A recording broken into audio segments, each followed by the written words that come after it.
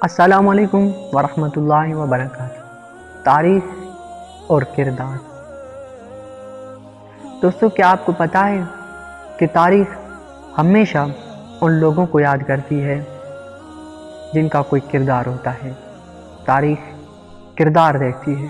تاریخ یہ نہیں دیکھتی کہ آپ کا نام کیا ہے، آپ کی ذات کیا ہے، آپ کا علم کیا ہے، لیکن تاریخ یہ دیکھتی ہے کہ آپ نے علم حاصل کر کے کیا کچھ کیا اور کس لیے کیا۔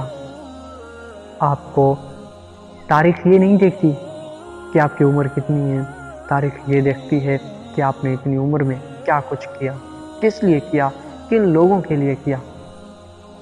تو میرے دوستو، تاریخ ہمیشہ اچھے کردار کو یاد کرتی ہے۔ دنیا میں ہزاروں ایسے لوگ ہیں جو ڈگریاں حاصل کر کے ایک بڑے بڑے آفیسر بنے ہوئے ہیں، کنٹریز کے پرائم منسٹر بنے ہوئے ہیں، مگر دوستو ایک مثال آپ یہ لے لو کردار کا کہ 1400 سال پہلے کی ایک شخصیت جو اپنا کردار بنا گئی، جو اپنی ایک پرسنالٹی بنا گئی، جو اپنی ایک شخصیت بنا گئی، جس کا نام حضرت محمد مصطفیٰ احمد مجتبیٰ صلی اللہ علیہ وآلہ وسلم ہے۔ 1400 سال گزرنے کے بعد بھی 1 ارب 97 کروڑ سے زیادہ اس کے فالوورز ہیں۔